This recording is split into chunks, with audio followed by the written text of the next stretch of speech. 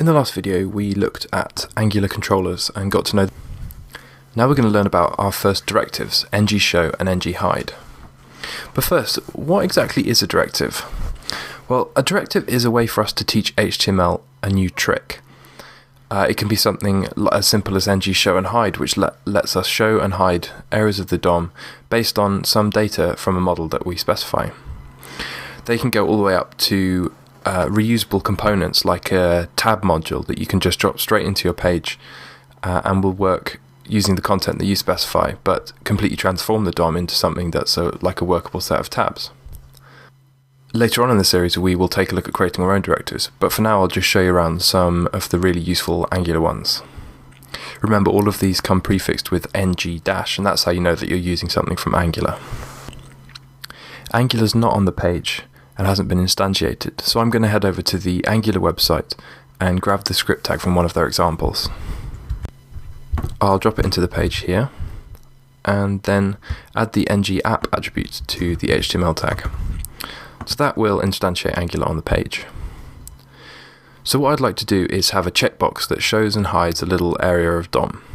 First I'm going to create the checkbox, so I'll create a div and then an input with its type as checkbox. And then we'll create a label. And we're going to create a show label. So when this box is ticked, it's going to show an area of DOM a bit further down, so I'll create that now.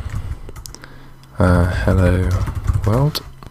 So on this piece of DOM we need to add the directive. Directives can be new element names, they can also be attributes, and they can also reside in the class attribute of an element. Angular is happy to work with any of those. Certain directives are designed to work in different ways, so a tabs module or a tabs directive might work with an element name, whereas something like ng-show will only work as an attribute. So I'm going to add ng-show to this div and say that we want this to show and hide based on the value of the checkbox. The checkbox doesn't have a model yet, so we'll add it. ng-model is checked. So the value of the tick box is stored in the checked model that we can use somewhere else in the application. So I'll just drop the word checked into ng-show, and you can see that now hello world is not showing up, but when I tick the box it appears. Angular knows about checkboxes and a whole range of other inputs, and so can handle the checked and unchecked state of the checkbox accordingly. The ng-show attribute is looking at the value of the model to see if it's truthy or falsy. If it's truthy, it will show the area of DOM that it's associated with. If not, it will hide it. The inverse of ng-show is ng-hide.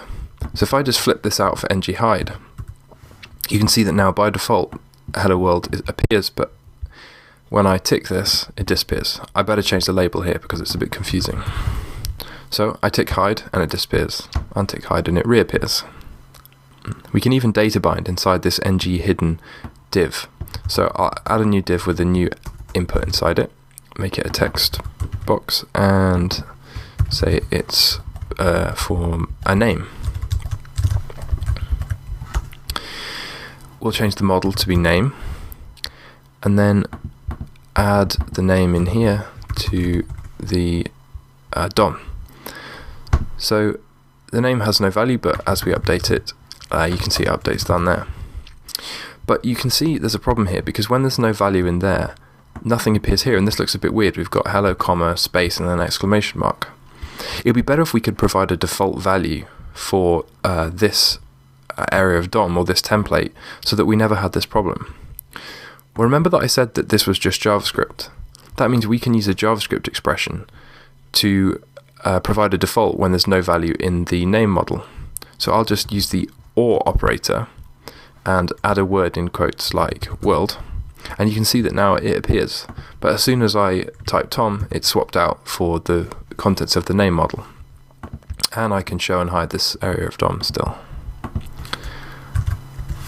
The OR operator is just checking whether or not there's a value in name, and if there isn't, it defaults to using the word world in place of the name model. So that's just a brief introduction to our first couple of directives, ng-hide and ng-show.